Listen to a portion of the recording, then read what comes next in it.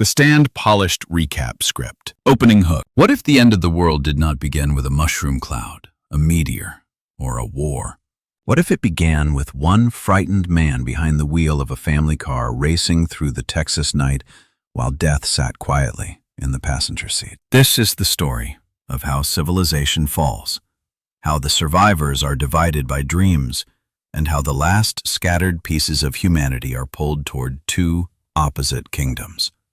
One built on faith, community, and sacrifice, and the other built on fear, obedience, and the dark power of Randall Flagg. This is The Stand. Part 1. The Outbreak in the Early Days of Doom. Section 1. Ground Zero in Arnett, Texas. The end begins in Arnett, Texas, a poor little town that most people would drive through without remembering its name.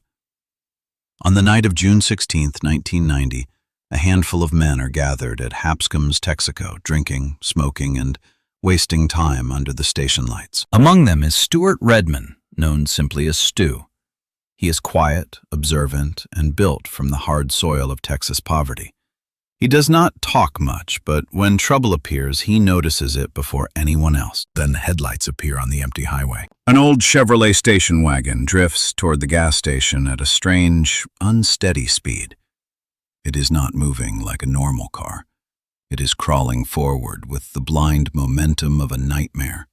The others assume it is a drunk driver, but Stu senses something worse. He shouts for the gas pumps to be shut off. That single instinct prevents the station from exploding. The Chevrolet crashes into the service island, tearing through the pumps and grinding to a stop beside the building. Everyone rushes out expecting a simple accident. But when Stu opens the driver's door, the truth spills out with the dying man inside. The driver is Charles Campion, a military security guard. He is burning with fever, barely able to breathe, and terrified beyond reason. His wife and little daughter are already dead inside the car. Campion tries to explain what happened. A clock turning red, a gate that did not close in time, and a nightmare he tried to outrun. He fails to outrun it. Before anyone understands what they have seen, before anyone knows what is now in the air around them, Campion dies. And with his final breaths, the men of Arnett become the first civilians exposed to a government-made superflu. They think they have witnessed a tragedy. They have actually witnessed the first spark of extinction. Section 2.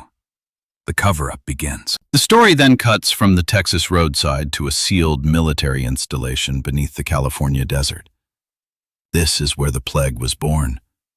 Inside the facility, General Starkey watches a bank of monitors showing a secret laboratory that has become a tomb. Project Blue, the government's ultimate biological weapon, has escaped containment. This virus is not a normal flu.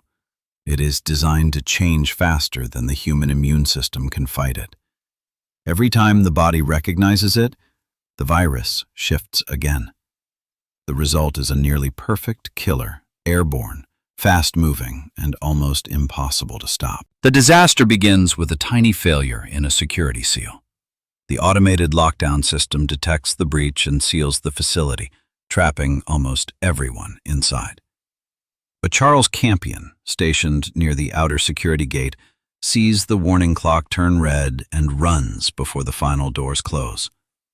In panic, he grabs his family and drives into the night. That one escape turns a contained military failure into a national catastrophe. General Starkey moves instantly to hide the truth. Arnett is locked down. Phone lines are monitored, roads are blocked, soldiers in protective gear are sent in. The public is told a smaller lie, a local anthrax scare, nothing more. But the virus has already passed beyond the fence. Campion stopped along the way. He crossed state lines.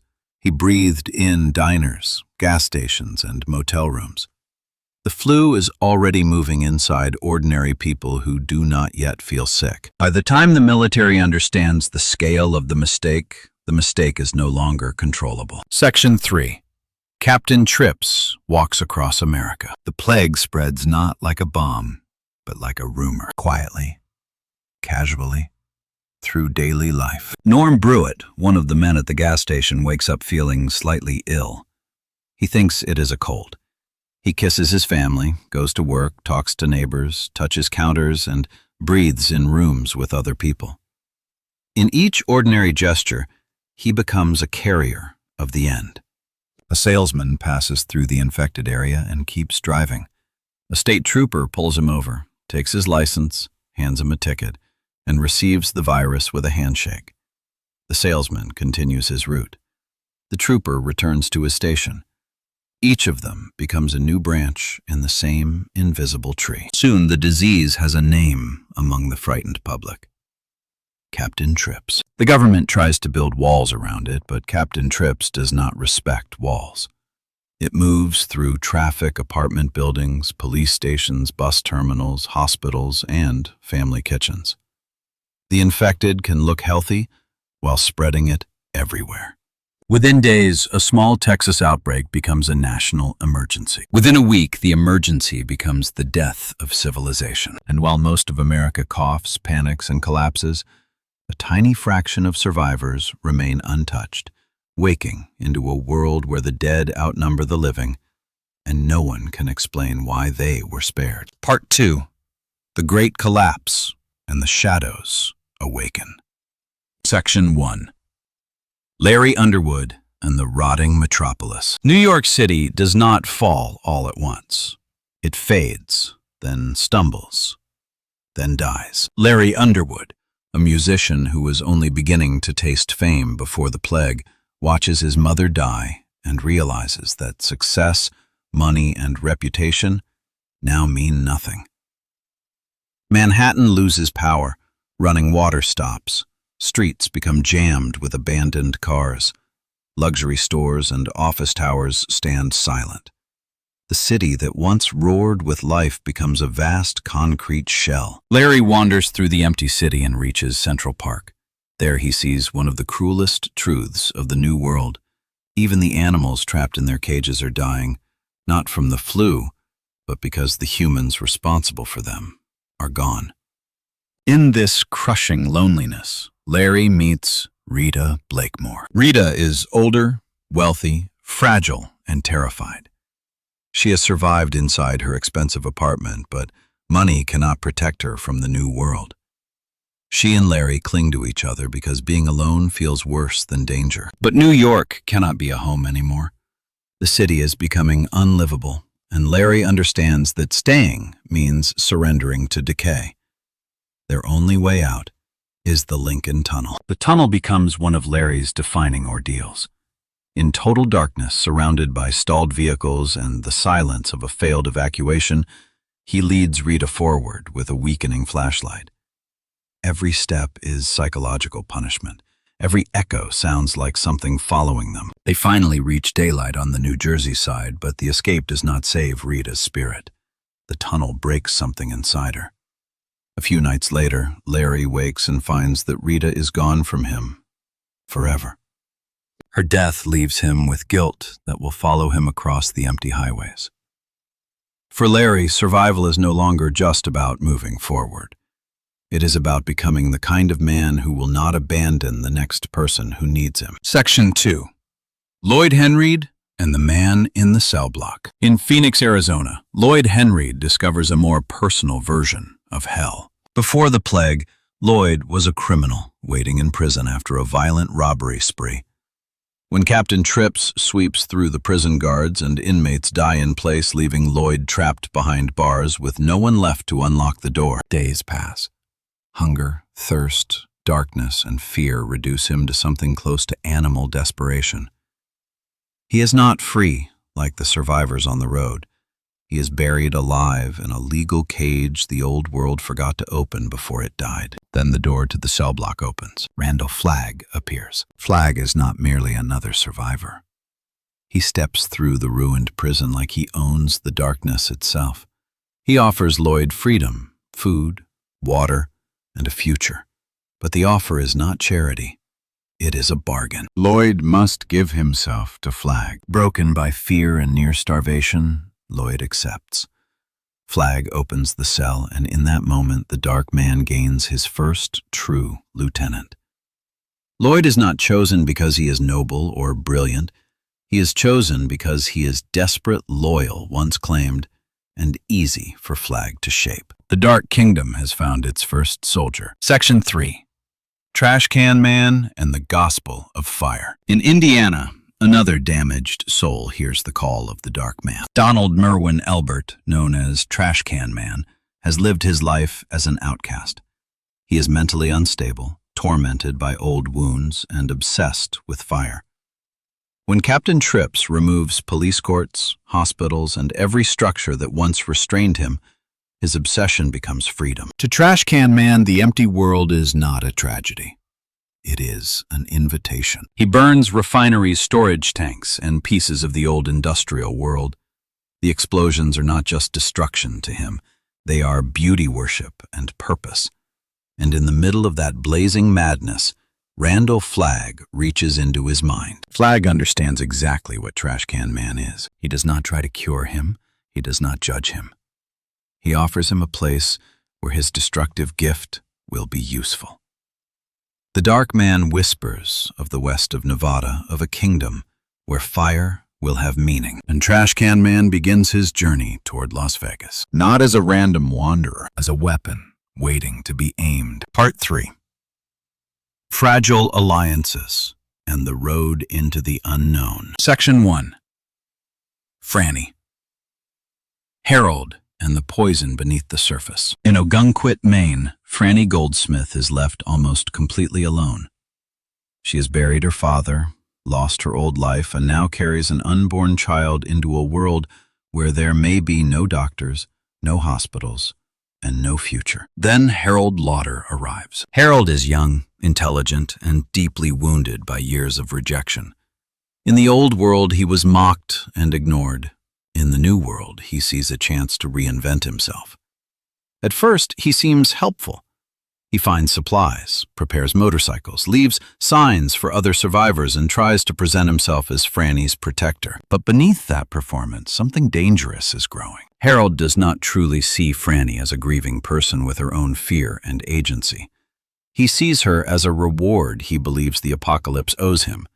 He imagines that because everyone else is dead, she should finally belong to him. His outer self becomes disciplined and useful. His inner self becomes a pressure cooker of jealousy. As Frannie and Harold ride west, his secret resentment follows them like a hidden infection, waiting for the right moment to become violence. Section 2. Stu Glenn and Kojak. Stu Redmond survives military captivity and begins walking west through the empty countryside. He has already seen what fear and authority can do when civilization breaks down. Now, in the silence of rural America, he begins to understand that survival will require more than toughness. It will require trust. That trust begins with a dog. Kojak, a golden retriever, finds Stu and leads him to Glenn Bateman, an aging sociology professor who has been observing the apocalypse with calm, almost unsettling curiosity. Glenn is not blind to the horror, but his mind works differently. He sees not just death, but the shape of what comes after. Around warm beer and long conversations, Glenn explains that humans are social animals. Survivors will not remain alone forever. They will gather, organize, form tribes, rebuild rules, and eventually recreate society. But Glenn also warns that the virus did not kill human nature. Greed survived. Ambition survived. The desire for power survived. Stu, Glenn, and Kojak begin traveling together, and their bond becomes one of the emotional anchors of the story. Strength, wisdom, and loyalty moving down the empty road toward whatever is calling them in their dreams. Section 3.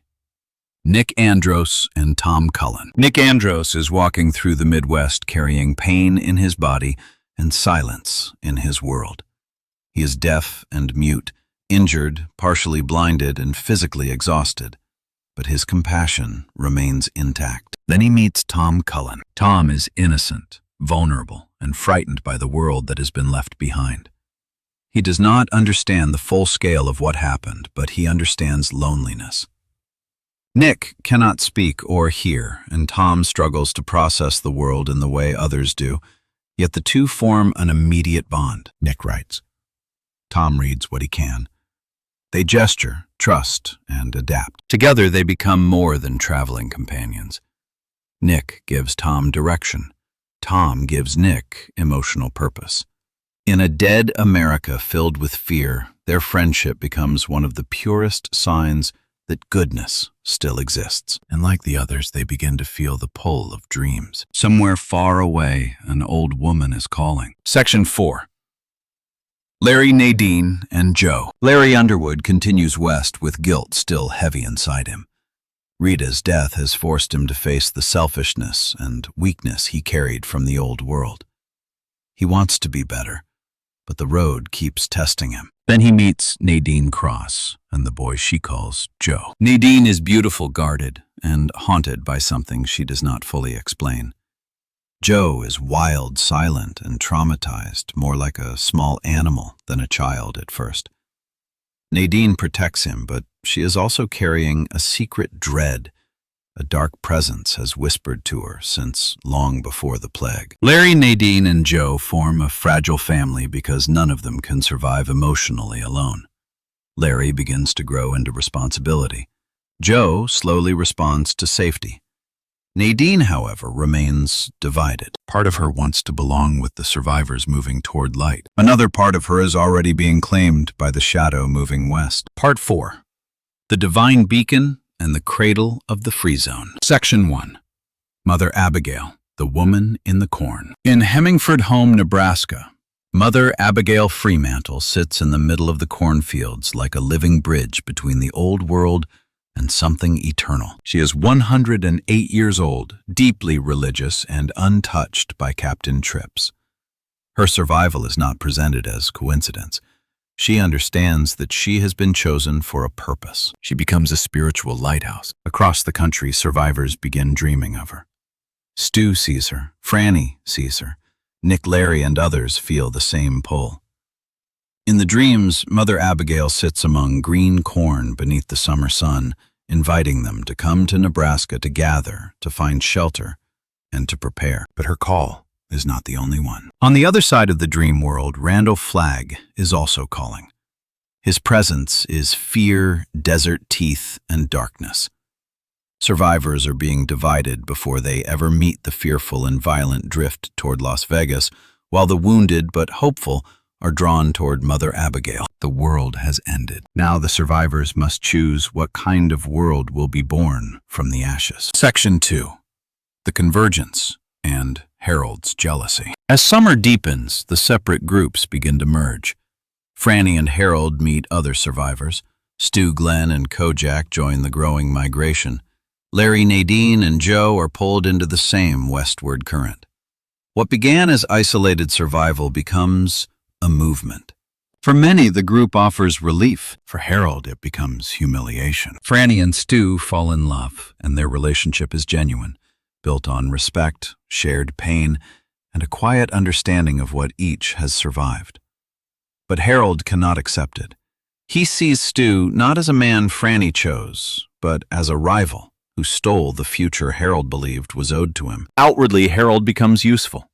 He helps plans, smiles, and earns trust. Inwardly, he turns colder. His private journal becomes the place where his hatred grows without restraint.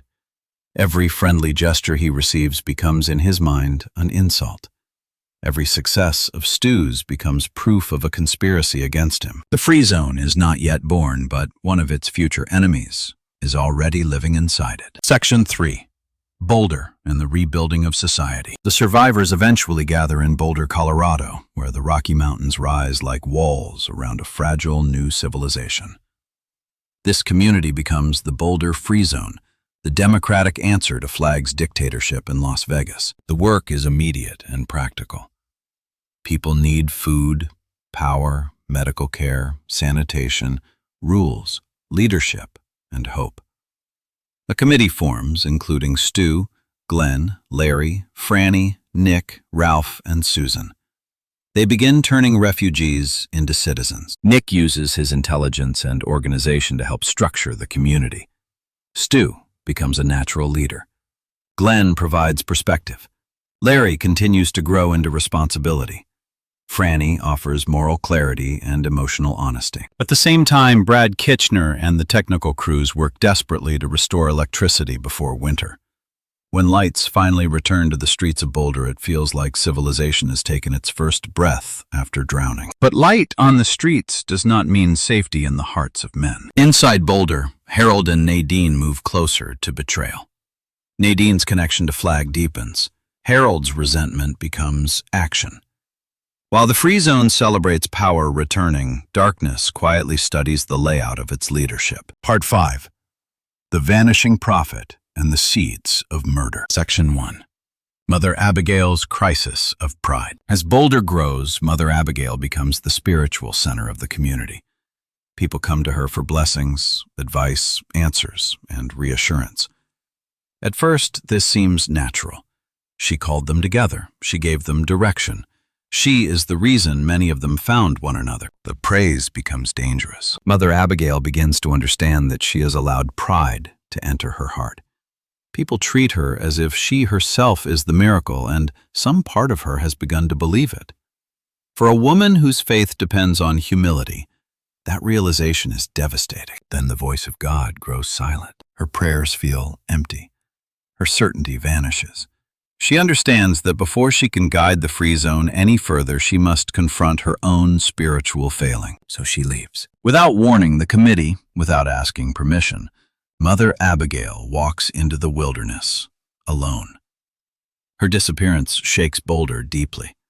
The community loses not just an old woman, but its spiritual compass. And at the worst possible time, the Free Zone must make decisions without the prophet who brought them together. Section 2. The Three Spies. With Mother Abagail gone, the committee faces a brutal reality. Flagg is organizing Las Vegas with frightening efficiency. He has people, weapons, discipline, and a system of fear that works. Boulder cannot simply wait and hope. They need intelligence. After a tense debate, the committee sends 3 spies west. Judge Ferris is chosen for his dignity, maturity, and moral strength. Dana Jurgens is chosen because she is tough, observant, and capable of blending into dangerous spaces. Tom Cullen is chosen for a stranger reason. His simple, innocent mind makes him difficult for Flagg to detect psychically. The mission is severe. They must leave separately. They must carry little. They must look like ordinary refugees. If captured, they must protect Boulder's secrets, no matter the cost. This decision reveals how much the Free Zone has changed. They are no longer only survivors. They are now a society preparing for war. Section 3. Harold and Nadine build the trap. While Boulder sends spies outward, betrayal matures inside its own walls. Harold Lauder, consumed by jealousy, creates a deadly plan against the committee. His hatred of Stu has become inseparable from his desire to punish Frannie and prove himself superior to everyone who ever dismissed him. Nadine, now increasingly under Flagg's influence, becomes his accomplice. She is not driven by the same jealousy. Her motives are colder, more fatalistic, and tied to the dark destiny she believes is waiting for her in the West. Together they prepare an explosive device and hide it inside the house where the committee meets. The horror of the plan is not only the violence, it is the trust. Harold has been accepted, praised, and given a place in the Free Zone. The people he plans to kill are not strangers. They are the very people trying to rebuild a humane world. And while the Free Zone looks toward Las Vegas, the first devastating strike is already sitting inside its own home. Part 6. The Night of Fire and the Flight of the Betrayers. Section 1. The Detonation in Boulder. On August 24th, the committee gathers for another meeting. They are tired, overworked, and focused on the practical burdens of rebuilding civilization, food law, power, winter, and public order. They do not know that Harold's device is hidden nearby. Outside, Harold and Nadine wait in darkness. Harold watches the house and confirms that the people he hates are inside. Nadine stands with him, emotionally hollow already, more ghost than woman. Then Harold sends the signal. The explosion tears through the meeting house and shatters Boulder's sense of safety in a single instant. Fire, smoke, and wreckage fill the night. The town awakens in panic. Volunteers rush toward the destruction, risking their lives to pull survivors from the ruins. The Free Zone had believed its greatest danger lived in Las Vegas. Now it understands that evil can grow inside any community, even one built by good people with good intentions. Section 2. The death of Nick Andros. The emotional heart of the tragedy is Nick Andros. Nick, who survived violence, poverty, silence, and loneliness, had become one of Boulder's wisest and most compassionate leaders. His intelligence helped give the Free Zone structure. His decency helped give it a soul. He is killed in the blast. His death is not just the loss of a committee member. It is the loss of one of the clearest moral voices in the new world. The community grieves, but there is no time to grieve properly. Fires must be contained. Survivors must be treated. Panic must be controlled. Harold and Nadine use the chaos to escape on a motorcycle racing west toward Flagg's kingdom. They believe they are fleeing to victory. But in this story, betrayal does not lead to freedom. It leads to judgment. Section 3. Mother Abagail returns. As Boulder reels from the explosion and Nick's death, Mother Abagail returns. She appears at the edge of town, battered, starving, and barely alive after her time in the wilderness. Her body is failing, but her spirit has regained its authority. She has come back to deliver one final message. The survivors gather around her bed. Mother Abagail tells them that politics, committees, power grids, and strategy are no longer enough.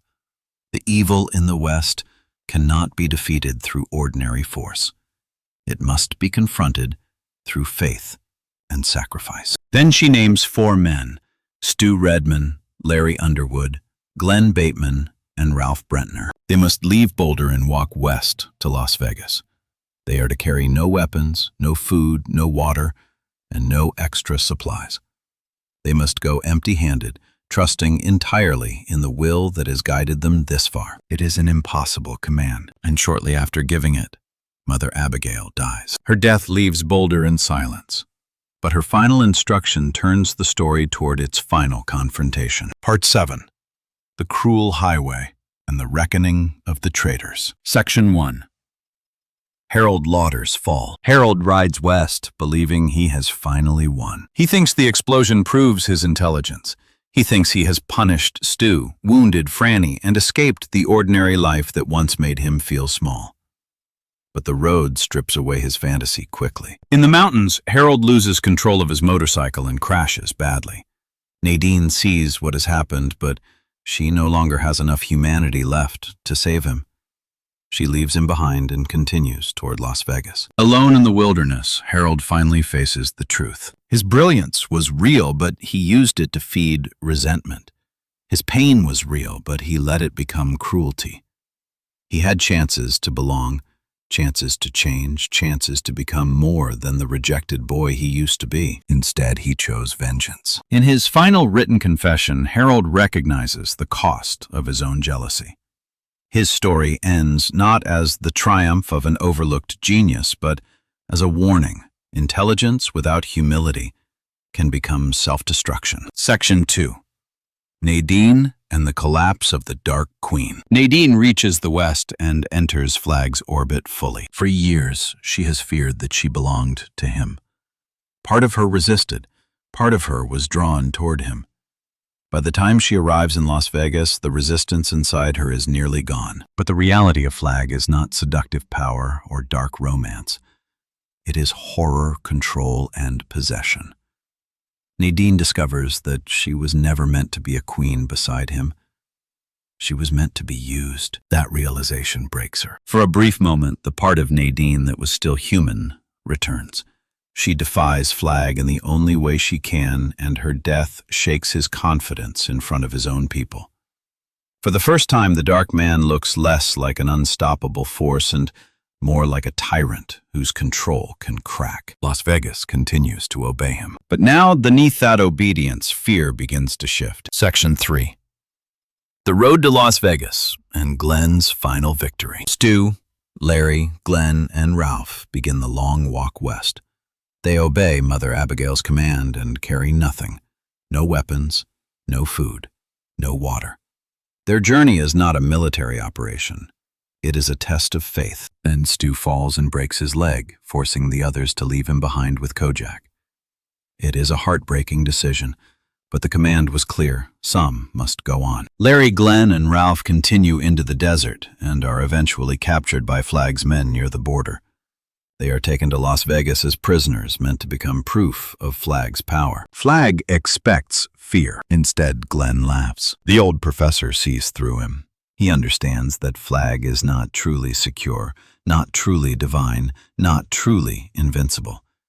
He is a bully, ruling through terror, and like all bullies, he needs people to believe in his power. Glenn's laughter wounds him more deeply than any weapon. Humiliated, Flagg orders Lloyd to kill Glenn. Lloyd obeys, and Glenn dies with moral victory intact. His body is destroyed, but his laughter remains behind like a crack in the foundation of Flagg's empire. Larry and Ralph are still alive. The execution is coming. And for the first time, the Dark Man is afraid that the force moving against him may be far beyond his control. Ending hook. By this point, the world has already ended once. Now, it is about to be judged. Boulder has been wounded. Its prophet is dead, and its chosen men have walked straight into the enemy's hands. Harold is gone. Nadine is gone. Glenn has laughed in the face of darkness and paid for it with his life. Larry and Ralph now stand at the edge of public execution in Las Vegas, while Stu lies broken in the desert with only Kojak beside him. But Randall Flagg's empire is no longer as strong as it looks, because fear can build a kingdom, but it cannot make that kingdom holy. And when the final sign appears in the heart of Las Vegas, the people who thought they were watching an execution will realize they are standing at the center of judgment. To be continued. The Hand of God and the Last Road Home. Opening hook. The last trial of the survivors. By the time the story reaches its final movement, the apocalypse is no longer only about disease, hunger, or the collapse of cities. The world has already ended once. The old America is gone. Its hospitals are silent. Its highways are filled with abandoned cars. Its prisons have become tombs. Its cities have become monuments to human arrogance. The plague called Captain Trips has done what no army, no revolution, no political movement, and no natural disaster could do. It has wiped the slate almost clean. But Stephen King's story does not end with the disease. That is what makes this final section so powerful. Because after the plague, after the graves, after the dreams, after Boulder and Las Vegas have risen like two opposing visions from the bones of the old world, the real question finally appears. What does humanity become when it has the chance to start again? Does it become kinder? Does it become wiser? Does it become more humble? Or does it simply rebuild the same old machines, the same old fears, the same old systems of control, only under new names and new flags? At the end of Part 7, the forces of light and darkness have reached their most dangerous point. Glenn Bateman is dead, but he has died laughing in the face of Randall Flagg. And that laughter has done something no bullet, no bomb, and no army could do. It has wounded the Dark Man's image. It has shown the people of Las Vegas that their ruler is not a god. He can be mocked. He can be angered. He can lose control. Larry Underwood and Ralph Brentner remain prisoners, chained and helpless inside Flagg's kingdom, waiting for the public execution that is meant to turn them into a warning. Stuart Redman, the quiet heart of the Boulder mission, is lying far behind them in the desert with a broken leg, abandoned not by cruelty, but by obedience to the terrible logic of Mother Abagail's command. Tom Cullen, the gentleman whom everyone underestimated, is somewhere on the road, moving under the hidden protection of Nick Andros's final plan. And Trash Can Man, the broken servant of fire, is still out there in the wasteland, carrying something back toward Las Vegas that even Randall Flagg may not be able to control. Everything is moving toward one last gathering, not a battle in the ordinary sense, not a war with armies charging across a battlefield, not a victory achieved by strategy, strength, politics, or technology. The final movement of the stand is stranger, quieter, and more disturbing than that. It is a test of faith, a test of pride, and a final judgment on both kingdoms that rose after the plague. Because in this story, The question is never simply who survives. The real question is, what survival costs? Section 1. The Desert March and the Meaning of Obedience. After leaving Stu Redmond behind, Larry, Ralph, and Glenn continued toward Las Vegas with a wound in their hearts that is almost worse than thirst. They have no weapons, they have no food, they have no water. They have no military plan, no secret strategy, and no promise that any of them will live long enough to see the dark man face to face. What they do have is a command. Mother Abagail told them to go west. She told them to walk. She told them to carry nothing. She told them that one of them would fall before reaching the dark man's kingdom. And when Stu broke his leg, the command suddenly became real. It was no longer a prophecy spoken by a dying woman in a sick room. It became a brutal choice under a pitiless sky. Either the men would stop and save the friend they loved, or they would obey the road that had been laid before them. This is one of the cruelest emotional moments in the story because there is no easy moral comfort in it. Larry wants to stay. Ralph wants to help. Glenn understands the command, but understanding does not make it less painful. Stu himself becomes the one who forces them onward. He knows that if they remain with him, the whole journey may fail before it reaches its destination. So the men do what feels wrong in order to remain faithful to something larger than their own fear. They leave him, and the desert swallows the sound of their footsteps. From a recap perspective, this is where Larry Underwood's arc reaches its most meaningful stage. At the beginning of the story, Larry was a man running from responsibility. He wanted applause without duty. He wanted success without sacrifice. He wanted to be admired without having to become dependable. The apocalypse strips that away from him, piece by piece. Rita's death teaches him that charm cannot save anyone. Nadine's distance teaches him that desire cannot heal someone who has already given herself to darkness. Joe's trust teaches him that love is not a performance. Boulder teaches him that leadership is not about being seen, but about being willing to carry weight. And the desert finally teaches him that faith sometimes feels exactly like abandonment. Larry is not walking because he is confident. He is walking because there is nothing left to do but keep going. That is why his journey matters. He is no longer the man who looks for exits. He is the man who stays on the road. Ralph beside him represents a different kind of strength. He is not intellectual like Glenn. He is not mythic like Stu. He is not spiritually symbolic like Mother Abagail. Ralph is plain, decent, practical, and deeply human. He is the kind of man who fixes things, helps without speeches, and does not pretend to understand more than he does. That makes his presence essential, because the final stand is not made only by prophets or leaders. It is made by ordinary people who decide that decency still matters, even after civilization has died. Len walks with them as the philosophical witness. He has already seen the shape of the new world more clearly than most. He understands that the plague did not cleanse the human soul. It only removed the crowd.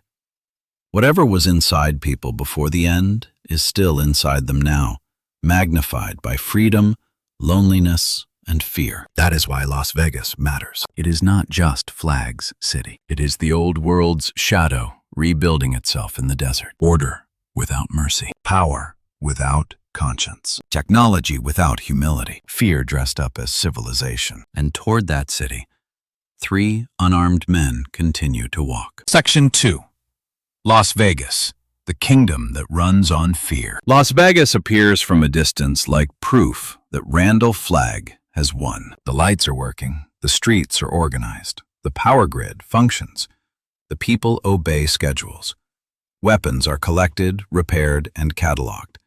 Vehicles are maintained, fuel is stored, patrols move in disciplined routes. The old machinery of civilization has not only been preserved, it has been sharpened. But the closer the story looks at Vegas, the clearer it becomes that this is not true civilization. It is a machine of fear. The people in Vegas do not follow Flagg because they love him. They follow because they are terrified of being seen as weak, disloyal, or useless. They understand that one wrong word can destroy them. They understand that mistakes are not forgiven. They understand that Flagg's smile is more dangerous than his anger because his smile means he has already decided what someone is worth. In Boulder, the survivors argue, vote, organize meetings, make mistakes, complain, and try to build something together. In Vegas, people obey. At first, this obedience looks powerful. It creates roads, electricity, radio systems, patrol routes, supply lines, and weapon stockpiles faster than Boulder could ever manage. But fear has a hidden weakness. It can force people to move, but it cannot make them loyal in the deepest sense. It cannot make them brave.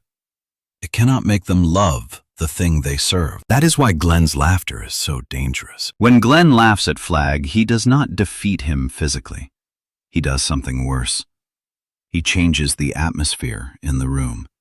He forces everyone present to feel for one brief moment that the emperor may not be wearing clothes. Flagg's entire kingdom depends on the belief that he is inevitable.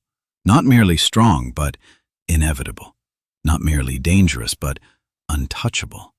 His followers need to believe that there is no life outside his system, no safety outside his command, and no future outside his shadow. Glenn breaks that illusion with laughter, and Flagg reacts exactly like a tyrant whose mask has slipped. He does not answer Glenn's moral challenge with wisdom. He does not show supernatural calm. He does not prove his superiority. He lashes out. He demands silence. He turns to violence because violence is the only language his kingdom truly understands. That moment plants a seed. The people of Vegas may not rebel openly. They may still attend the public execution. They may still stand in the crowd and watch what Flagg commands them to watch. But something inside them has shifted. A quiet doubt has entered the room. If Glenn could laugh at him, perhaps Flagg is not destiny. Perhaps he is only terror. And terror, once questioned, begins to rot. Section 3. Larry and Ralph in the City of the Dark Man. Larry and Ralph are not brought into Las Vegas as ordinary prisoners. They are brought in as symbols. Flagg needs them to stand before his people as proof that Boulder is weak, that faith is foolish, and that resistance ends in humiliation. He wants their deaths to become a sermon. He wants the crowd to see two exhausted, unarmed men from the free zone and conclude that the West is the only power left worth obeying. But Larry and Ralph have already passed through the most important part of their trial before they ever reached the execution ground. They chose the road. They continued after Stu fell. They continued after Glenn was killed. They continued after hunger, thirst, and exhaustion stripped away every illusion that they were in control. By the time they stand in Vegas, they no longer need to win in the way Flagg understands winning. This is crucial. Flagg's imagination is trapped inside the categories of domination. To him, power means control. Victory means submission. Loyalty means fear. A human being is valuable only if that person can be used, bent, recruited, punished, displayed, or destroyed.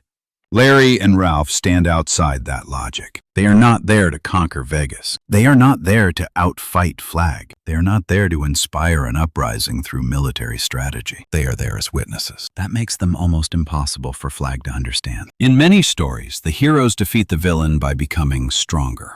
They train, gather weapons, discover a secret weakness, and strike at the perfect moment. The Stand chooses a different path. Its final heroes do not arrive stronger. They arrive weaker. They arrive emptied. They arrive with nothing in their hands. And that emptiness becomes the point. Because their lack of weapons makes it impossible for Flagg to pretend this is a fair conflict. Their refusal to beg makes it impossible for him to enjoy total psychological victory.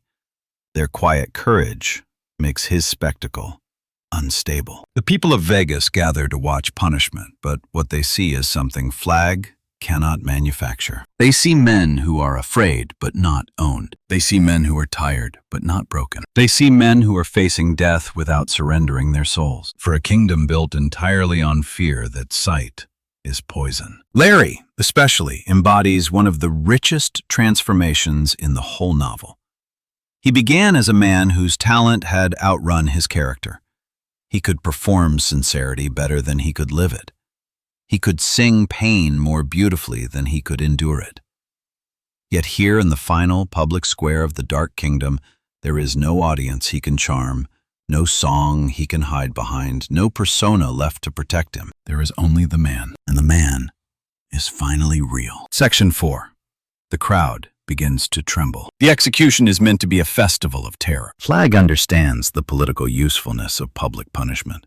He knows that fear becomes stronger when it is shared. A private killing removes a threat. A public killing trains a population. It teaches people where power lives. It teaches them what disobedience costs. It teaches them to silence the small voice of conscience inside themselves before that voice becomes dangerous. So the people are gathered. They come because they are ordered to come.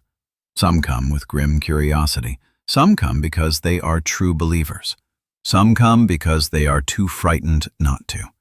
And some come because by this point they no longer know what else a person is supposed to do in Flagg's world except obey the next command. Larry and Ralph are displayed before them. Flagg expects the moment to strengthen him. Instead, it begins to expose him. The crowd sees that the prisoners are not monsters. They are not invading soldiers. They are not conspirators with hidden weapons. They are two worn-out men who have walked through the desert with nothing. Their weakness makes them human. Their courage makes them unsettling. The longer they stand there, the more the ceremony changes shape. This is no longer a punishment. It is a mirror. Every person in the crowd must look at Larry and Ralph and quietly ask what they themselves have become. They must ask whether survival has turned them into witnesses, cowards, servants, or accomplices. They must ask whether the Order of Vegas is worth the price of their own conscience. Then one voice breaks from the crowd. Whitney Horgan, a man who has served in Flagg's system but has not entirely lost the human core inside himself, can no longer bear what he is seeing. He speaks out against the execution. He says, in effect, that this is wrong. He does not deliver a perfect revolutionary speech. He does not become a saint. He simply reaches the limit of what his conscience can endure. That small act matters, because tyrannies often appear invincible until one ordinary person says no in public. The refusal does not need to be eloquent. It only needs to be visible. Flagg reacts with immediate fury. His power strikes Whitney down before the crowd can process what has happened. But the damage to Flagg's authority is already done. Whitney's protest has broken the spell of unanimous obedience. Now everyone knows that doubt exists. Everyone knows that someone else saw the wrongness too. And in that exact moment, the dark man's control begins to unravel. Not because the crowd rises up, not because Larry and Ralph escape, not because a hidden army arrives, but because fear has been interrupted. Section 5. Trash Can Man returns with the sun in his hands. Far beyond the emotional battlefield of the execution ground, another broken soul has been traveling toward Las Vegas. Trash Can Man returns from the desert almost like a figure out of a nightmare, exhausted, burned by the road and driven by the last command that still makes sense inside his shattered mind. He has always believed that fire is sacred. He has always seen destruction as a kind of music. In the old world, that obsession made him an outcast, a criminal, a danger to everyone around him. In Flagg's world, for a time, it made him useful. That is one of the most disturbing truths about Las Vegas. Flagg does not heal broken people. He weaponizes them. He looks at Lloyd's desperation and turns it into loyalty. He looks at Nadine's fear and turns it into surrender. He looks at Harold's resentment and turns it into murder. He looks at Trash Can Man's madness and turns it into strategic value. But Flagg's mistake is thinking that because he can use brokenness, he can control it. Trash Can Man was never truly controllable. He was loyal, yes, but his loyalty was filtered through obsession, delusion, and fire. He wanted to bring Flagg a gift. He wanted to be forgiven. He wanted to prove that he belonged. And in the wasteland, he found the ultimate gift for a king of destruction, a nuclear weapon. This is where the Stand's final judgment becomes both symbolic and brutally ironic. The old world created Captain Trips through secret military science arrogance and the fantasy that ultimate weapons could be contained. Now, at the end of the new world's first great moral conflict, another ultimate weapon rolls into Flagg's own city. The same human impulse that birthed the plague returns in a different form. The desire to hold apocalypse in one's hand and call it power. Trash Can Man enters the scene not as a conqueror, but as a servant bringing tribute. He does not understand the full meaning of what he carries. He only knows that it is powerful, that it is fire, and that Flagg should have it. But the timing is fatal. Flagg is standing before a crowd whose faith in him has already cracked. Larry and Ralph are refusing to break. Whitney has already spoken against him. The air is charged with fear, doubt, and spiritual pressure. Into that unstable moment comes the object that represents everything mankind was never wise enough to control. Flagg sees it, and for the first time, his confidence truly falters. Section 6. The Hand of God. What happens next is one of the most unforgettable images in the entire story. Flagg's own power, the blue-white force he has used to terrorize and punish, begins to slip beyond his control. It gathers in the air like a living judgment. It becomes something greater than him, something he cannot command, something that no longer answers to his rage. The crowd watches in horror and awe as the force takes on a shape that feels unmistakably divine. A hand. Not a metaphor inside a sermon, not merely an idea. A visible, terrible sign. The hand of God descends upon the place where human evil, technological arrogance, spiritual corruption, and weaponized madness have all gathered in one final knot. This is not a victory Larry and Ralph engineer. They do not press a button. They do not defeat Flagg through combat. They stand. That is their part. They witness. They endure. They refuse to kneel inside their own souls. And then judgment comes from beyond them. This can be difficult for a modern audience because we are trained to expect agency in the most direct form. We want heroes to win by doing. But the stand is deeply shaped by religious and mythic logic. In that logic, the final act is not about human control. It is about surrender, obedience, and the terrifying possibility that some powers are larger than human strategy. Larry and Ralph do not survive the moment, but they are not defeated in the moral sense. Their deaths are absorbed into the meaning of the stand they made. They walked without weapons into the heart of terror, and their presence helped draw the truth into the open. Their courage exposed Flagg. Their helplessness removed every excuse. Their willingness to stand became the condition under which judgment could fall. The nuclear fire consumes Las Vegas. The Dark Man's organized empire, with all its lights, patrols, weapons, files, radios, and obedient workers, vanishes in a single, overwhelming act of destruction. This is not clean victory. It is not triumphant in the ordinary heroic sense. It is horrifying, tragic, and final. Many people in Vegas were guilty. Many were frightened. Many were compromised. Some may have been capable of repentance, but they had gathered under the sign of the Dark Man inside a city built on fear and domination, and the old world's deadliest fire has found them. Flagg's kingdom ends the way the old world ended, by the weapon it thought it could use. Section 7.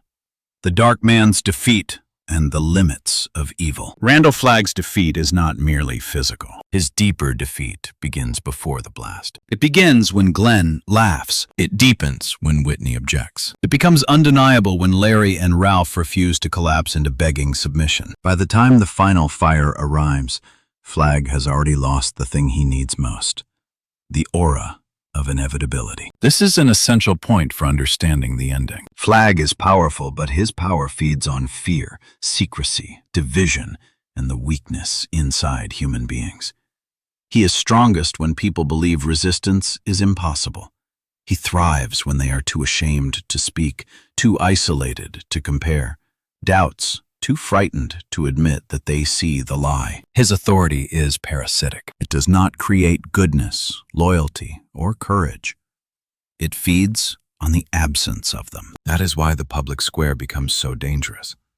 In private, a frightened person can believe they are alone. In public, one act of courage can reveal that the fear is shared, that the doubt is shared, that the tyrant's spell is not universal. Flagg's rage shows the crowd that he is not above fear. His loss of control shows that he is not master of all forces. Trash Can Man's arrival shows that Flagg cannot even control the broken tools he has gathered. The hand of God shows that his power is not the highest power in the story's universe. By the end, Flagg is not outplanned. He is exposed. That is why the ending feels mythic rather than tactical. The final conflict is not between two military systems. Boulder never could have defeated Vegas in a conventional war. Boulder did not have the discipline, the weapons, or the ruthless unity required. If the story had become a normal post-apocalyptic war, Vegas might have won. But the stand is not ultimately about which community has better logistics. It is about which vision of humanity can stand before judgment. Vegas can organize fear. Boulder can preserve conscience. And conscience, though fragile, is what allows the final witness to occur. Section 8. Stu Redman, alone with the pain. While Las Vegas burns, Stu Redman lies far from the center of judgment, alone in the desert. His part of the story is quieter, but just as important. Stu has always been a man of grounded strength. From the first night at Hapscom's Texaco, he has been defined by practical intelligence, calm observation, and moral steadiness under pressure. He's not flashy. He does not need to dominate a room. He does not talk just to hear himself speak. He notices things. He acts when action is needed. He becomes trustworthy because he does not pretend to be more than he is. That makes his abandonment in the desert especially painful. Stu is the kind of man everyone wants beside them in a crisis, and yet the command requires the others to leave him behind. The story places its most reliable survivor in a situation where he cannot rely on his own strength. His leg is broken. He cannot keep up. He cannot fix the problem through toughness. He cannot walk it off. He cannot take command of the situation. He can only endure. This is Stu's own form of surrender. For Larry and Ralph, the stand happens in public, before the eyes of Flagg's kingdom. For Stu, the stand happens in isolation. No crowd sees him. No enemy mocks him. No dramatic speech marks the hour. He lies beneath the vast sky and faces the possibility that his journey ends not in heroic sacrifice, but in quiet disappearance. That matters, because not every test of faith is visible. Some are private. Some happen in the long hours when no one applauds, no one understands, and no one can tell you whether help is coming. Stu's survival depends on two figures who seem, from the old world's perspective, unlikely saviors: Tom Cullen and Kojak. A gentleman whom society underestimated, and a faithful dog. This is one of the most beautiful reversals in the ending. The world that worshipped efficiency, intelligence, strength, and control is gone. In its place, salvation comes through innocence, loyalty, and simple love. Section 9. Tom Cullen and the wisdom of innocence. Tom Cullen was never important in the way the old world measured importance. He was not wealthy. He was not powerful. He did not hold a degree, run an institution, command a staff, or possess political influence. In the old world, many people would have dismissed him quickly. They would have spoken down to him, ignored him, mocked him, or treated him as someone who needed to be managed rather than heard. But after the plague, Tom becomes one of the story's quiet miracles. His innocence protects him from Flagg's psychic reach. His trust makes him useful where cleverness might have failed. His loyalty to Nick and later to Stu gives him a kind of moral clarity that more sophisticated characters often lack. Tom does not understand the grand architecture of the conflict. He does not analyze politics like Glenn. He does not think strategically like the committee. He does not grasp the full symbolic weight of Mother Abagail's command. But he knows kindness. He knows friendship. He knows when someone is hurt and needs help, and that is enough. As Tom makes his way back from the West, guided by the hidden instructions planted through hypnosis and protected by forces he only dimly understands, he becomes the answer to Stu's isolation. He finds the man who was left behind. He does not calculate whether Stu is useful. He does not weigh the odds in cold terms. He simply helps. Kojak's return deepens this emotional pattern. The dog who has crossed impossible distances through the ruins of America represents a loyalty that survives the end of civilization. Animals in the stand often reveal the moral atmosphere around human beings. The neglected zoo in New York showed the cruelty of human absence. Kojak shows the opposite companionship without agenda. Tom and Kojak together form a rescue party that no committee could have planned. A man with a simple heart, a dog with a faithful one, and through them, Stu Redman lives. Section 10. The long road back from the edge. The journey back toward Boulder is not quick. It cannot be. The story has earned a slow return. Stu is badly injured, weakened by exposure, and vulnerable to illness. Tom is loyal, but limited. Kojak can help, but he cannot change the weather, the distance, or the physical reality of a broken human body. The road is long, and winter begins to press down on the world with a patience more frightening than any enemy. This part of the story works almost like a second survival novel inside the larger epic. The great supernatural conflict has already reached its climax in Las Vegas, but Stu and Tom still have to survive the ordinary brutality of the world afterward. Cold, pain, hunger, infection, exhaustion, loneliness, the slow math of distance. There is something deeply important about this structure. The novel does not allow divine judgment to solve every human problem instantly. The Dark Man's empire may be destroyed, but Stu's leg is still broken. The road is still hard. Bodies still need food, shelter, warmth, and medicine. Survival remains practical. That balance is part of what keeps the ending grounded. The hand of God may destroy Vegas, but Tom still has to find antibiotics. Stu still has to rest. They still need a place to shelter through the worst stretch of weather. They still need patience. In this period, Nick Andros returns in one of the story's most tender spiritual echoes. Nick is dead, yet his influence continues through Tom's dreams and instincts. The bond between Nick and Tom was one of the purest relationships in the novel. And now, even after death, Nick's care helps guide Tom toward the choices that save Stu. The meaning is clear. Goodness does not end when a good person dies. Nick's body is gone, destroyed in Harold's act of betrayal, but the love and trust he gave Tom continue to operate in the world. His influence becomes part of Tom's courage, Tom's memory, and Tom's ability to help someone else. In a story filled with death, this matters enormously. The dead are not simply erased. They leave moral weather behind. Section 11. Boulder after the fire. Back in Boulder, the free zone has survived, but it is no longer innocent. The bombing of the committee house shattered the community's illusion that evil lived only far away in the west.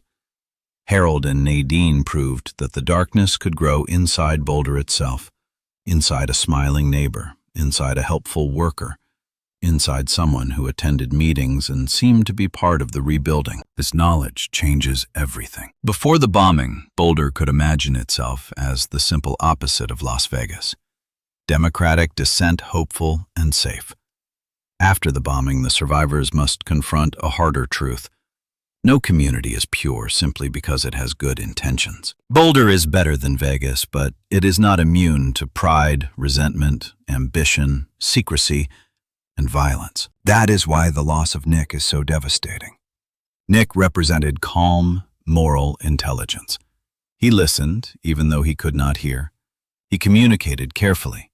He paid attention to people others overlooked. He saw into the shape of problems without needing to dominate the conversation. His death leaves a quiet emptiness at the center of the free zone. The community continues, but it has been humbled. Mother Abagail's death deepens that humility. She had already taught them that pride can infect even the righteous. Her disappearance and return demonstrated that spiritual authority without humility becomes dangerous. Her final command stripped the free zone of the illusion that it could solve everything through committees, generators, and clever planning. Now, Boulder must wait. Stu is gone. Larry is gone. Ralph is gone. Glenn is gone. Nick is gone. Mother Abagail is gone. The survivors who remain have no certainty that the mission succeeded. They do not yet know what happened in Vegas. They do not know whether Flagg lives. They do not know whether Stu is alive or dead. They do not know what kind of world will exist beyond the next snowfall. This waiting is one of the quietest forms of suffering in the ending. Not the suffering of battle, the suffering of not knowing. Frannie Goldsmith embodies this uncertainty most strongly. She is pregnant, grieving, frightened, and forced to imagine a future for a child in a world that may not deserve children anymore. Section 12. Frannie Goldsmith and the question of the child. Frannie's pregnancy has always carried enormous symbolic weight. At first, it is a private crisis. She is a young woman who discovers she is carrying a child just as the old world begins to die. The pregnancy ties her emotionally to the world before the plague, to mistakes, choices, relationships, and a life that no longer exists. But as the story grows larger, the child becomes something more, a question. Can the future live? That question is not sentimental. It is biological, spiritual, and philosophical all at once. The plague killed almost everyone. The survivors are immune, but what about their children? Will immunity pass on? Can a new generation exist without being destroyed by the old world's final poison? Frannie carries that uncertainty inside her body. Every hope in Boulder eventually points toward her child, whether people say it aloud or not. If the baby lives, humanity has a future. If the baby dies from Captain Trips, then survival may be only a temporary delay, a cruel extension of extinction. This is why the birth sequence matters so much. It is not simply a personal event. It is the first test of whether the new world can reproduce itself. When Frannie gives birth, the community's fear tightens around her. The child is fragile. The old virus still haunts the blood of humanity like a ghost. For a time, the baby becomes sick, and the free zone is forced to face the possibility that all its labor, all its meetings, all its sacrifices, all its dreams of rebuilding may end with the next generation. But the child survives. That survival is not a simple happy ending. It is a reprieve, a sign, a breath. The future is possible, but not guaranteed. Frannie's baby does not erase the dead. It does not restore New York, Arnett, Shoyo, Phoenix, Las Vegas, or the countless unnamed towns where families vanished in their beds. It does not make the world safe. It does not answer every theological question, but it proves that life can continue. And after a story of so much death, that is enough to make the silence feel different. Section 13. Stu's return and the healing of the circle. When Stu finally returns to Boulder with Tom and Kojak, the emotional circle of the story closes in a way that feels earned rather than easy. His return is not triumphant in the ordinary sense. He does not ride in as a conquering hero. He comes back damaged, exhausted, and carrying the invisible weight of those who did not return. Larry did not come back. Ralph did not come back. Glenn did not come back. Nick was already gone. Mother Abagail is gone. The price of the mission is almost unbearable. And yet Stu's return matters because it proves that not every sacrifice ended in death. It gives Frannie back the person she feared she had lost. It gives Tom a rightful place as one of the true heroes of the Free Zone. It gives the community a living witness to the road west, even though Stu himself did not see the final moment in Vegas. Tom becomes the one who carries the miracle of rescue. This is important for his character. In the old world, Tom would have been treated as dependent. In the new world, he becomes indispensable. Without him, Stu dies. Without Stu, Frannie's hope may collapse. Without that hope, the Free Zone's future becomes colder and more uncertain. The overlooked person becomes the bridge between death and survival. That is one of the deepest moral patterns in the ending. Again and again, the stand gives decisive importance to those whom the old world underestimated. Nick, Tom, Mother Abagail, Kojak, Ralph, even Larry after his mask falls away. The people who save the future are not always the people the old world would have celebrated. Stu's reunion with Frannie is not only romantic, it is existential. They stand together as two people who have crossed different kinds of wilderness, physical, emotional, spiritual. Frannie has endured pregnancy, grief, fear, and the burden of waiting. Stu has endured abandonment, injury, illness, and dependence. Neither of them returns to innocence, but they return to one another. In a story where so many bonds are broken by death that reunion becomes one of the few gentle lights left. Section 14. The decision to leave Boulder. The Boulder Free Zone survives. The lights are on, the generators run, the committees continue. People plant repair, organize, and argue. Children may be born. Houses can be cleaned, schools may reopen, roads may be cleared. The practical labor of civilization begins again. But Stu and Frannie eventually begin to feel the weight of a troubling question. Is Boulder becoming too much like the old world, too quickly? This question is not simple nostalgia. It is not that organization is bad. The free zone needs structure. People need laws, medicine, roads, food distribution, and winter planning. Without organization, the survivors would fall into chaos, hunger, and fear. But the story remains suspicious of systems that grow without humility. Glenn warned from the beginning that humanity might rebuild the same machinery that failed it. The plague removed almost everyone, but it did not remove the human desire for committees, rules, influence, status, and control. Even a good society can slowly begin to harden. Even a necessary government can become an idol if people forget why it exists. Stu and Frannie's decision to leave Boulder is therefore not a rejection of the free zone. It is a search for breathing room. They want a smaller life, a quieter one, a place where their child can grow without immediately being absorbed into the machinery of rebuilding America. They want to return east, toward Maine, toward Frannie's origins, toward the ocean, toward a home that feels less like a political project and more like a life. This decision gives the ending a bittersweet tone. Boulder is not destroyed. The future is not hopeless, but neither is the ending fully settled. The survivors have won the right to continue. They have not won a guarantee that they will become wise. Stu and Frannie's departure asks the viewer to sit with that uncertainty. Maybe humanity will learn. Maybe it will not. Maybe the plague was a terrible cleansing that opened a door to humility. Or maybe it was only an intermission before the same mistakes begin again. Section 15.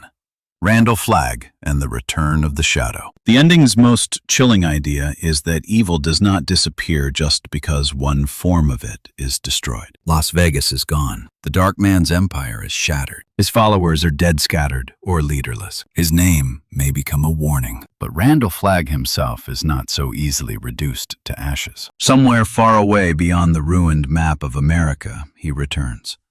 Not in the same context, not with the same immediate army, and not necessarily with full memory of what happened before.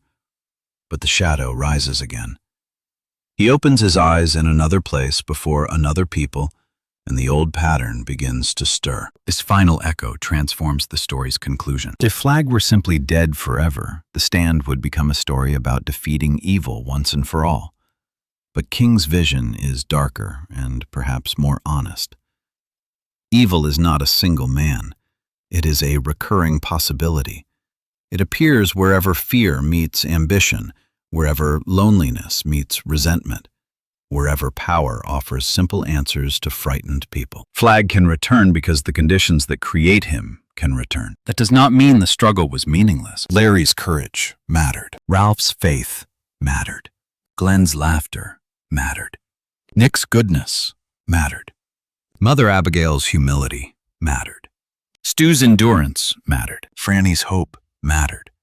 Tom's innocence mattered. But their victory was not the permanent destruction of darkness. Their victory was that in their time at their crossroads, they stood. That is why the title matters so much. The Stand is not called the victory. It is not called the cure. It is not called the kingdom. It is called the stand. A stand is a moment of moral refusal. A stand does not guarantee that evil will never rise again. It only means that when evil rose here among these people in this place, someone refused to kneel. Section 16.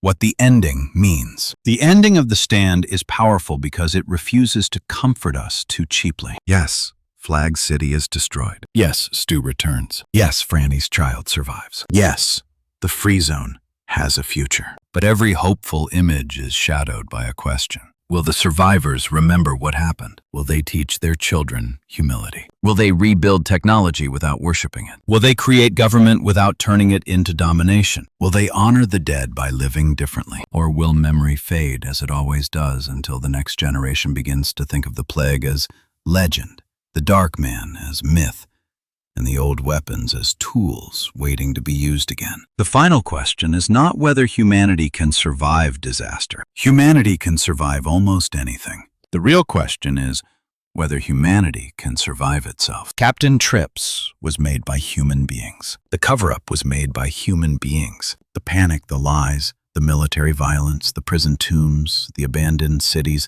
the old weapons, the nuclear fire, all of it came from human choices before it became apocalypse. Flagg did not create human weakness. He harvested it. Mother Abagail did not create human goodness. She called it forward. That is the deepest conflict in the story. Not good people versus bad people in a simple way, but two possible futures living inside the same species. Boulder and Vegas are not merely locations. They are choices. Boulder is flawed, slow, argumentative, vulnerable, and sometimes foolish. But it allows conscience to speak. It allows grief. It allows love. It allows people to disagree without immediately becoming enemies. Vegas is efficient, disciplined, powerful, and terrifyingly organized. But it requires surrender. It requires silence. It requires the death of conscience. The Stand asks which kind of world we are building even now, not after a plague, not after an apocalypse. Now. Section 17. Character arc review for a strong recap ending. To make this final episode feel emotionally complete, the narration should slow down and return to the major character arcs one by one. Stu Redmond begins as a man who reacts quickly at a gas station and becomes the steady moral center of a community. His strength is not loud, it is durable. His final lesson is dependence. He must be saved by the very innocence the old world overlooked. Frannie Goldsmith begins as a grieving, pregnant young woman trapped in the ruins of her hometown. She becomes the living vessel of the future. Her child's survival turns her personal fear into a symbol of human continuation. Larry Underwood begins with a hit song and an empty center. He ends as a man whose courage is real precisely because nobody is applauding in the way he once wanted. His final stand is the proof that he has become the man he always pretended to be. Nick Andros begins as a voiceless outsider and becomes one of the clearest moral intelligences in the story. Even after death, his love continues to guide Tom. His silence becomes one of the loudest legacies in the novel. Tom Cullen begins as someone the world misunderstands. He becomes the hidden instrument of salvation. His simplicity is not weakness. It is a shield against corruption and a doorway for grace. Glenn Bateman begins as the detached professor, analyzing the end of civilization from a lawn chair. He ends by laughing in the face of evil, proving that clear sight can be a weapon. Ralph Brentner represents the ordinary good man who does not need to understand everything in order to do what is right. His courage is plain, and that is why it matters. Harold Lauder is the tragedy of intelligence without humility. He had the chance to become loved, useful, and remade. Instead, he chose resentment, because resentment made him feel powerful. Nadine Cross is the tragedy of surrendering to a fate she feared until fear itself became obedience. Her arc shows that refusing help for too long can make darkness feel inevitable. Lloyd Henreid shows the moral danger of gratitude without conscience. Flagg saves his life, but Lloyd mistakes rescue for ownership. Trashcan Man shows the danger of using broken people as tools.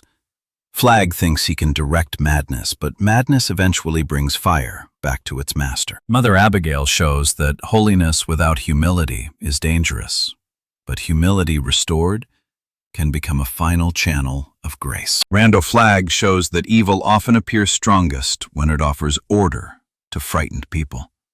But because its order is built on fear, it must constantly prove itself. and the need to constantly prove power is itself a form of weakness. Section 18. Slow closing narration. In the end, the stand does not leave us with a clean world. It leaves us with a wounded one. The highways are still empty. The cities still hold their silence. The dead still outnumber the living beyond imagination. The free zone still has to survive winter, childbirth, politics, grief, and memory. The old weapons may still be out there. The old habits may still return. And somewhere in some distant place, the dark man opens his eyes again. But the story also leaves us with something else. A child breathing. A dog surviving the road. A simple man saving a wounded friend. A woman carrying hope after unbearable loss. A man who once ran from responsibility finally standing still at the edge of death. An old professor laughing at a tyrant. A community turning the lights back on, not as a symbol of arrogance, but as a fragile attempt to live. Maybe that is all humanity ever gets. Not a final victory. Not a permanent cure for evil. Not a guarantee that the next world will be better than the last. Only the chance to stand again, to remember, to choose, to rebuild more humbly than before, and to ask every time power begins to harden and fear begins to speak with a familiar voice. What kind of world are we making now? Because the plague ended civilization, but it did not answer that question. Only the living can answer it. And that is why, after all the fire, all the sickness, all the graves, and all the dreams, the final image of the stand is not really destruction. It is responsibility. The world has been handed back to the survivors. What they do with it will decide whether the stand was the beginning of something new or only a pause before the old darkness returns. After the judgment and the world that comes after. Section 1. The silence after Las Vegas. After the terrible judgment in Las Vegas, the story does not truly end with fire, thunder, and the fall of Randall Flagg's empire. That would be too simple. A lesser story might have ended at the moment the dark city was erased, because visually that is the grand climax. The tyrant gathers his people. The prisoners stand helpless before him. Fear becomes a public ceremony, and then, in one overwhelming instant, the entire architecture of terror collapses. But the stand has never been only about the destruction of evil. It has always been about what survives after evil has done its worst. That is why the silence after Las Vegas matters. Once the lights go out over the desert, once the machinery of Flagg's kingdom is reduced to ash and memory, the question changes. It is no longer, can good defeat evil? It is, can the survivors live with the cost of that victory? Larry Underwood is gone. Ralph Brentner is gone. Glenn Bateman is gone. Nick Andros is gone. Mother Abagail is gone.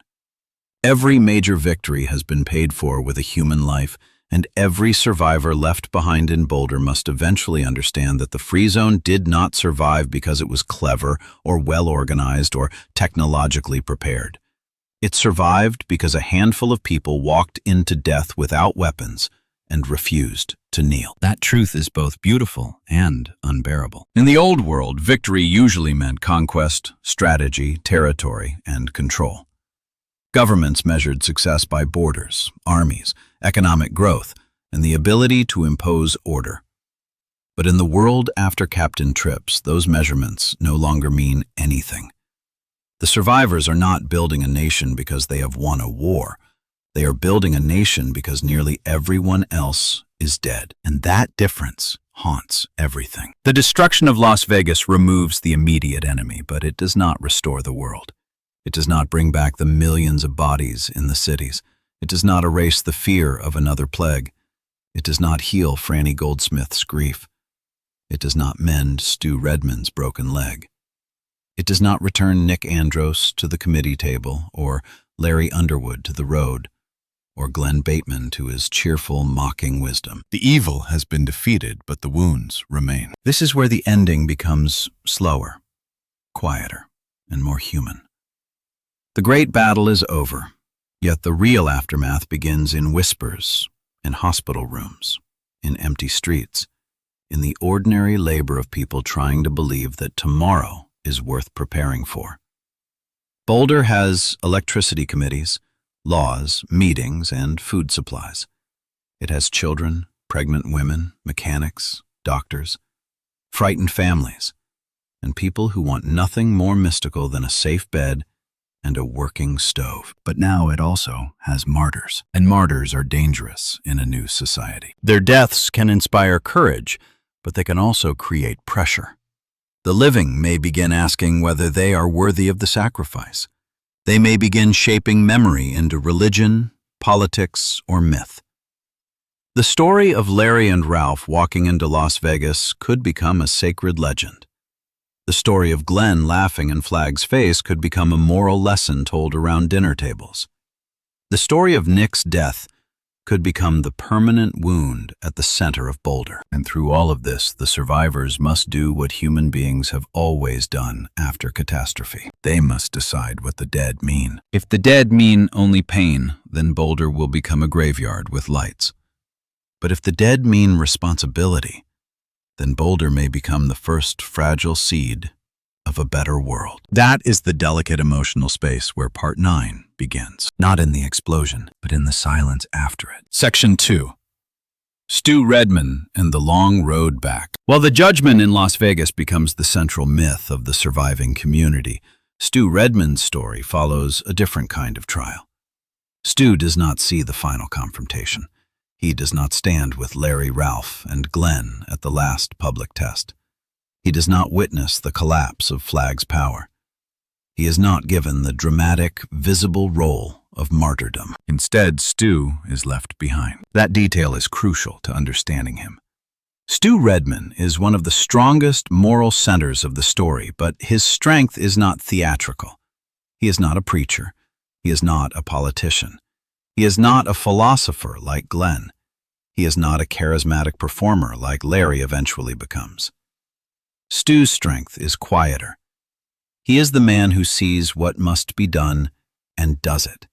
He survives not because he wants glory, but because he is too steady to collapse when the world demands steadiness. When he breaks his leg on the road west, it feels at first like failure. The divine command sent 4 men toward Las Vegas, but one of them cannot continue. The others are forced to leave him behind in the wilderness. On a surface level, this seems cruel. On a deeper level, it reveals something important about faith in this story. Faith is not the same as control. Stu wants to keep going. Larry, Ralph, and Glenn want him to keep going. No one wants the group to divide, but the road itself says no. The body has limits. The desert has no sympathy for human plans. And the mission continues without Stu. This is one of the most painful lessons in the ending. Being chosen does not mean being allowed to finish the task in the way one expects. Sometimes a person's role is to walk as far as they can, then endure the humiliation of being unable to take another step. Sometimes courage means accepting that the mission no longer belongs to you. For Stu, being left behind is not a dramatic sacrifice. It is a slow, lonely suffering. He is alone in the dry country, injured, feverish, and dependent on chance. Every sound in the darkness becomes a question. Every hour stretches longer than it should. His mind returns again and again to Frannie, to Boulder, to the unborn child, to the possibility that he will never see them again. There is no audience for this struggle. No one cheers, no one records it, no one stands beside him to tell him that he is brave. Yet this is one of the most honest forms of endurance. Stu's survival becomes a counterpoint to the deaths in Las Vegas. Larry and Ralph prove their faith by walking forward into public danger. Stu proves his faith by continuing to live when living feels impossible. Their courage is active. His courage is patient. They face the dark man. Stu faces pain, silence, infection, cold, thirst, and the terrifying idea that the people he loves may never know what became of him. This is where Tom Cullen becomes essential. Tom, who in the old world would have been dismissed, underestimated, or ignored, becomes the unlikely rescuer of one of the central heroes. His innocence is not weakness. In the moral architecture of the Stand, innocence often sees what intelligence cannot.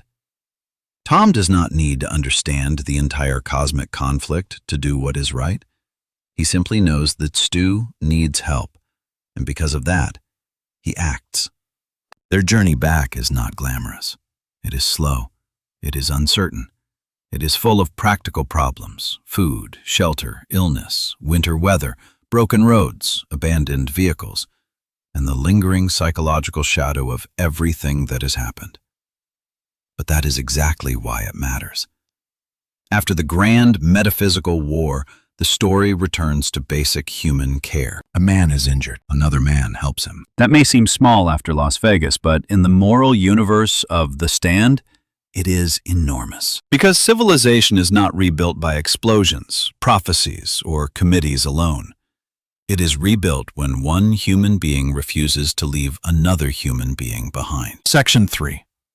Tom Cullen and the Wisdom of the Innocent. Tom Cullen is one of the most important figures in the final movement of the story. Not because he commands armies or understands politics, but because he carries a form of goodness that the apocalypse has not corrupted. In a world where intelligence often becomes a tool for manipulation, Tom represents a different kind of perception. He does not analyze evil in the way Glenn Bateman does. He does not organize society like Nick Andros. He does not wrestle with guilt like Larry Underwood. He simply responds to what is placed before him with loyalty. This makes him deceptively powerful. Before the plague, the old society would have classified Tom by limitation. It would have seen what he could not do, what he could not process, what he could not explain. But after the plague, in the stripped-down moral world of survival, those measurements lose their authority. Tom cannot be reduced to a diagnosis or a label. He becomes a witness, a spy, a companion, and finally, a savior. His journey into the West as one of the 3 spies was already a remarkable inversion of power. The Boulder Committee chooses him precisely because Flagg cannot easily read him. In a world dominated by psychic influence, fear, and manipulation, Tom's simplicity becomes a shield. His mind does not move in the same patterns as the strategic minds around him. This protects him from the dark man's gaze. But his greatest role comes afterward. When Tom finds Stu, the story quietly insists that moral worth has nothing to do with social prestige. Stu is the strong one, the leader, the practical man everyone trusts. Tom is the man others might wrongly underestimate. Yet in the wilderness, those roles shift.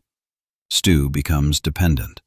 Tom becomes guardian. This reversal is one of the most moving elements of the aftermath. Tom's care for Stu is not sophisticated.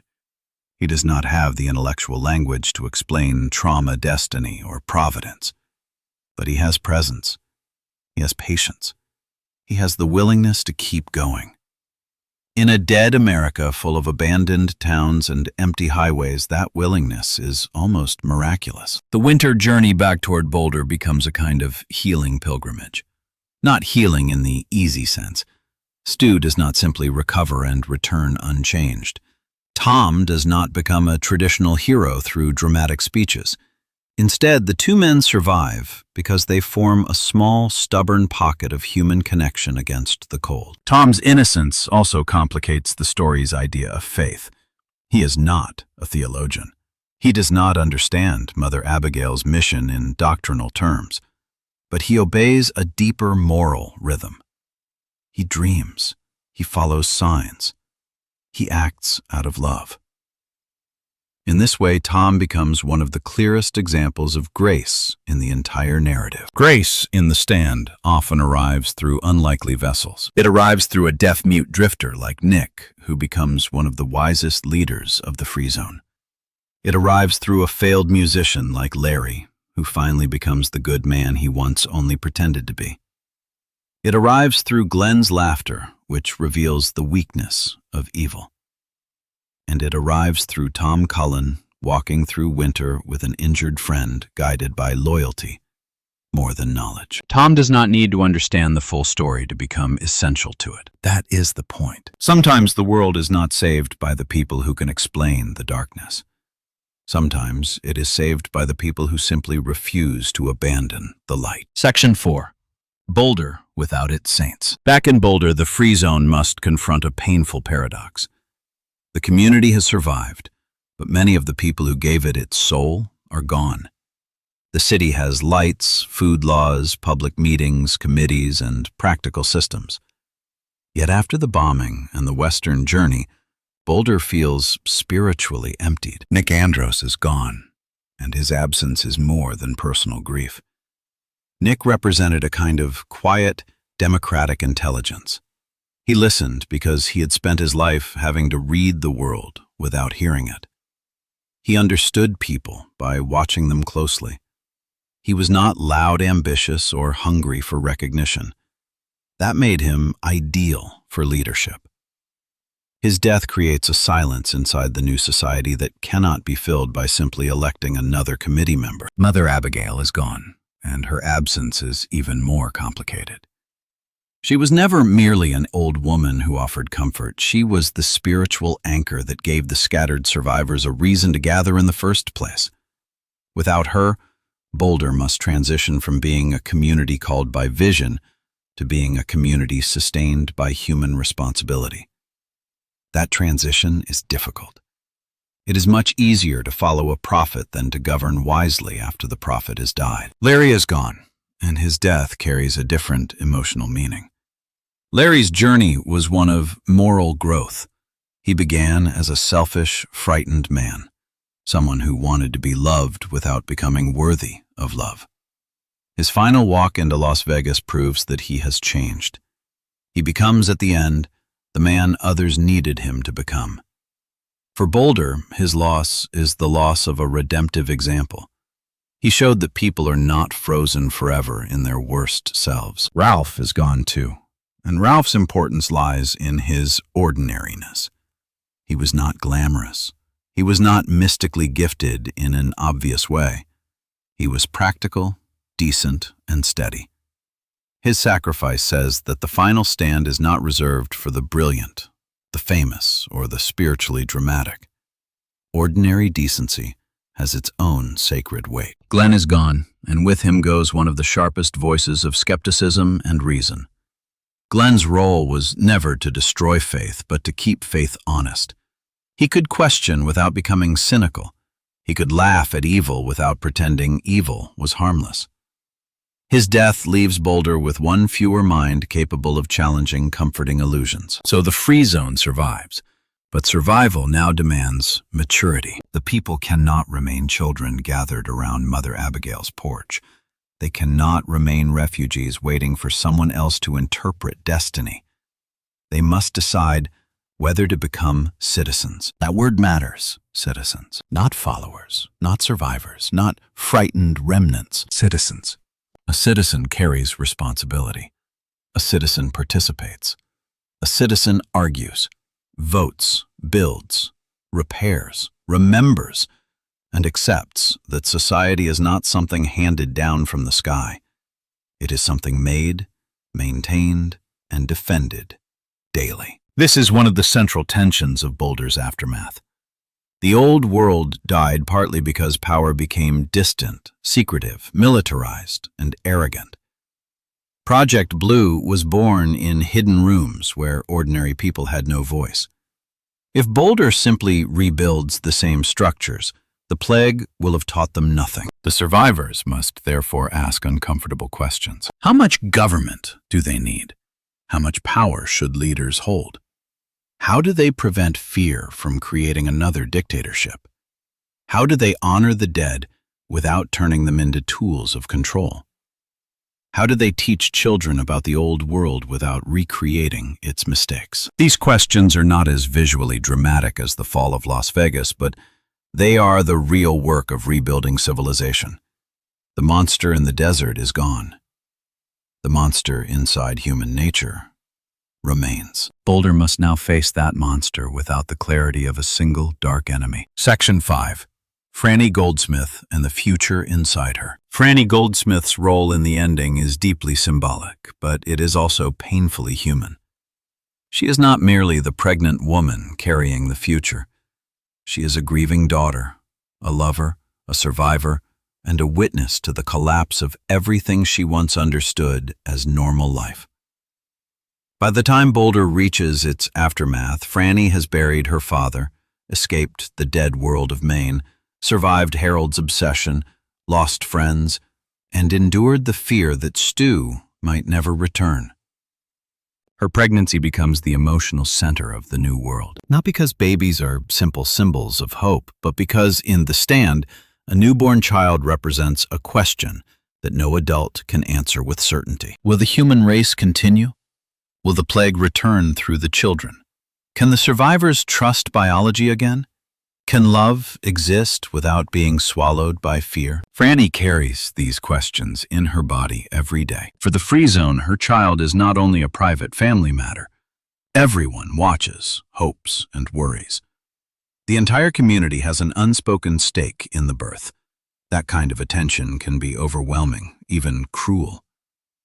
Frannie becomes a symbol before she can simply be a mother. Her pregnancy is transformed into a public referendum on humanity's future. This is emotionally dangerous. When a community is desperate for hope, it can place too much meaning on one person. Mother Abagail experienced the danger of becoming an object of reverence. Frannie faces a different version of that burden. Her child may become, in the minds of others, proof that the world can continue. But no child should have to carry an entire civilization's need for reassurance. The story understands this tension. Frannie wants hope, but she is too honest to accept easy hope. She knows the old world was full of cruelty, selfishness, mistakes, and ignorance. She also knows the new world has not magically purified anyone. Harold came from the same survivor pool as the heroes.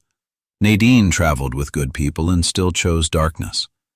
The virus killed billions, but it did not erase human weakness. So when Frannie thinks about the future, her hope is always mixed with suspicion. This makes her one of the clearest moral thinkers in the ending. She does not want to rebuild blindly. She does not want to pretend that because Flagg is gone, everything is safe. She understands that evil may return not as a supernatural dark man in the desert, but as boredom, vanity, ambition, resentment, bureaucracy, militarism, or the slow forgetting of what went wrong. Frannie also represents memory. She remembers Maine. She remembers her father. She remembers Harold before he became a murderer. She remembers what the world looked like before the plague reduced it to silence. That memory is painful, but it is necessary. A society without memory becomes vulnerable to repetition. When the child finally comes, the event is charged with almost unbearable emotional force. The people of Boulder do not simply wait for a birth. They wait for a verdict. If the child lives, perhaps the human immune future can continue. If the child dies, then the entire species may be living on borrowed time. That fear gives the birth a mythic quality. And yet, at the center of all that symbolism, Frannie is simply a woman facing pain, exhaustion, terror, and love. The story's power lies in holding both truths at once. Her child is the future of humanity. Her child is also just her child. That distinction must not be lost, because if Boulder truly wants to become better than the old world, it must learn not to turn people into instruments. Not even instruments of hope. Section 6. The child and the test of hope. The birth of Frannie's child becomes the final biological and spiritual test of the Free Zone. After Captain Trips, every survivor carries a private fear that the plague has not truly ended. Perhaps the adults are immune, but what about the next generation? What if immunity is not inherited? What if the first babies born into the new world cannot survive the ghost of the old world's weapon? This fear is more devastating than any army Flagg could have sent. An enemy can be fought. A virus cannot be reasoned with. The tyrant can be confronted. A biological inheritance must simply be endured. The survivors know this. They can repair power stations, build governments, organize food, and patrol borders. but they cannot vote away the fear inside a newborn's lungs. That is why the child's illness is so emotionally powerful. For a moment, the Free Zone is forced to relive the first horror of Captain Trips on a smaller, more intimate scale. The swollen throat, the fever, the helpless waiting. These details reopen the original wound. The people are not just worried about one baby. They are watching the apocalypse threaten to repeat itself inside the cradle. Frannie faces this terror more directly than anyone. She has already survived the end of the world. She has endured loss after loss. But this fear is different. It is not distant political or symbolic. It is close enough to touch.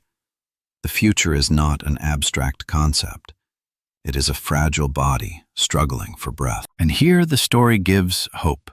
Slowly. It does not give instant comfort. That would feel false. Hope in the stand is never cheap. It comes after waiting, suffering, and the stripping away of illusions. The child's survival matters because it is not guaranteed.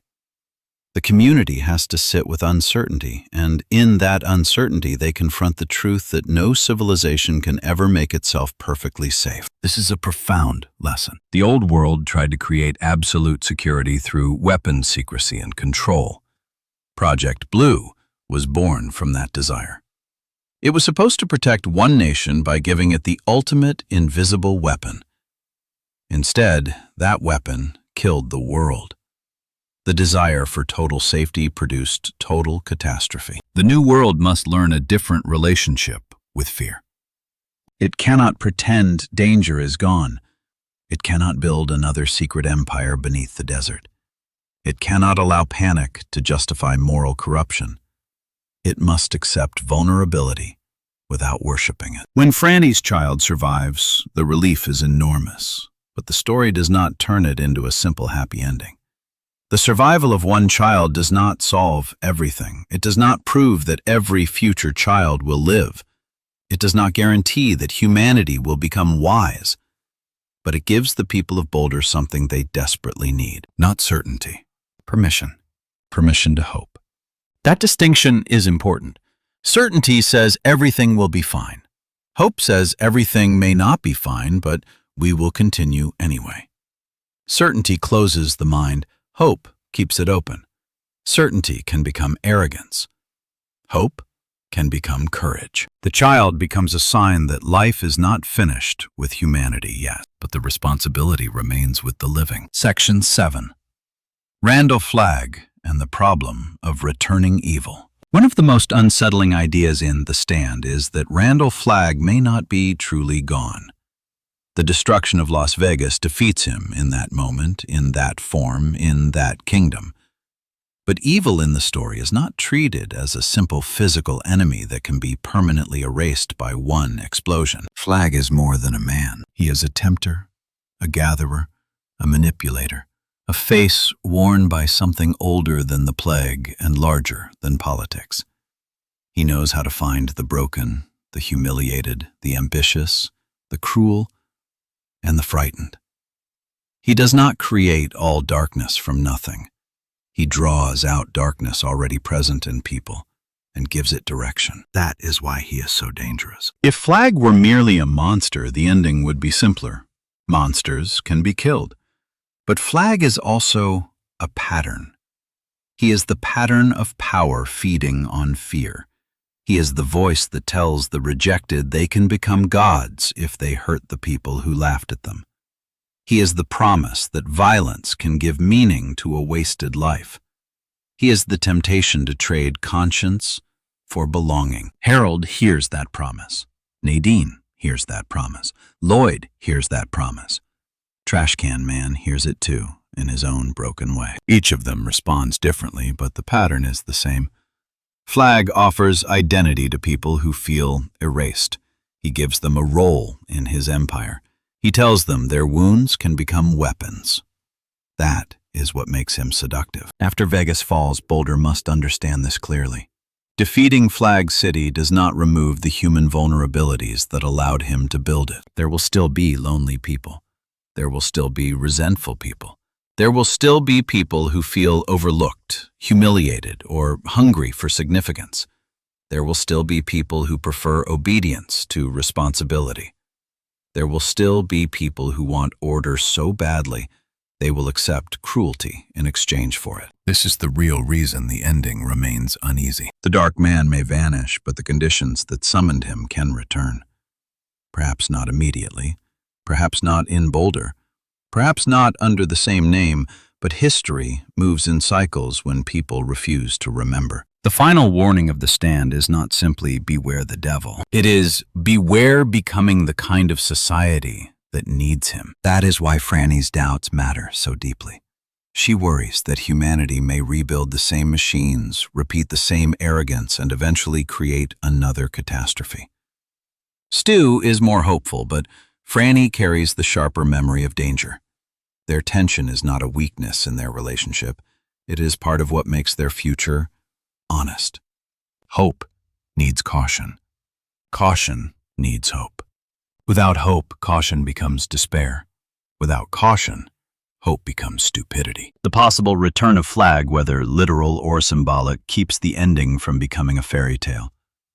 The plague has ended. The battle has been won. A child has survived. But history has not been abolished. Human nature has not been purified. The world remains morally open, and that openness is frightening. It means the future is not guaranteed by the sacrifices of the past. The dead have paid a terrible price, but the living must still choose day by day whether that price meant anything. Section 8. What the old world did wrong. To understand the aftermath, we must look back at the civilization that died. The old world did not fall because of one sick soldier alone. Charles Campion was the first visible spark, but the real disaster began much earlier in hidden laboratories, military budgets, classified decisions, and the belief that moral danger could be contained behind steel doors. Project Blue is not just a plot device. It is the old world's sin made biological. It represents secrecy without accountability, intelligence without wisdom, national defense without moral restraint, scientific brilliance without humility. The government creates a weapon so lethal that even a minor failure becomes an extinction event. Then, when the weapon escapes, the first instinct is not confession, warning, or public protection. The first instinct is cover-up. That cover-up matters. The authorities lie about the outbreak. They silence communication. They isolate towns. They use armed force. They try to preserve institutional control even after the institution itself has become the source of death. In other words, they respond to catastrophe with the same mindset that created the catastrophe. This is one of the harshest political insights in the story. Systems built on secrecy often cannot save people when the truth becomes necessary. They are too invested in self-preservation. The machine protects the machine even while people die outside its walls. Boulder must not repeat that mistake. This is why its democratic processes are important even when they seem slow or ordinary compared to the supernatural war. Meetings, posters, votes, public arguments, committees. These are not boring details. They are the opposite of Project Blue. They represent an attempt to build authority in the open. Of course, democracy does not magically solve human evil. Harold is able to hide inside Boulder. Nadine is able to betray the community. The bomb still goes off.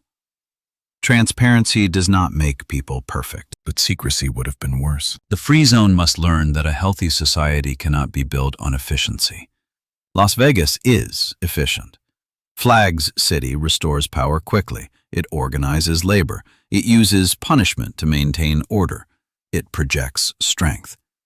On paper, it may even appear more disciplined than Boulder, but it is spiritually rotten because its order is based on fear. Boulder is messier. People argue. Leaders doubt themselves. Plans are incomplete. Emotions interfere. The committee makes mistakes. But its messiness is also a sign of life. Real human community is not clean like a machine. It is noisy, fragile, and morally demanding. This contrast is one of the great lessons of the ending. The old world wanted power. Las Vegas wanted control. Boulder must learn responsibility. Power asks, what can we do? Control asks, how can we make others obey? Responsibility asks, what should we do and what will it cost? If Boulder can keep asking the third question, then perhaps the new world has a chance. Section 9. The meaning of the stand. The title of the story becomes clearest only at the end. A stand is not merely a battle. It is a moral position. It is the moment when retreat becomes impossible, because to retreat would mean surrendering the self. Different characters make different stands. Stu makes his stand first through endurance. From Arnett to the military facility, from captivity to escape from Boulder to the Western Road, Stu repeatedly refuses to let fear turn him cruel.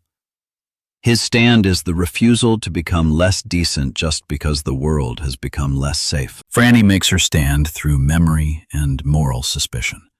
She refuses easy answers. She resists Harold's false claim on her. She questions whether rebuilding alone is enough. Her stand is the insistence that survival must be examined, not merely celebrated. Nick makes his stand through service. He enters a community that often misunderstands him, yet he gives his intelligence to it fully. His stand is quiet leadership without ego. Larry makes his stand through transformation.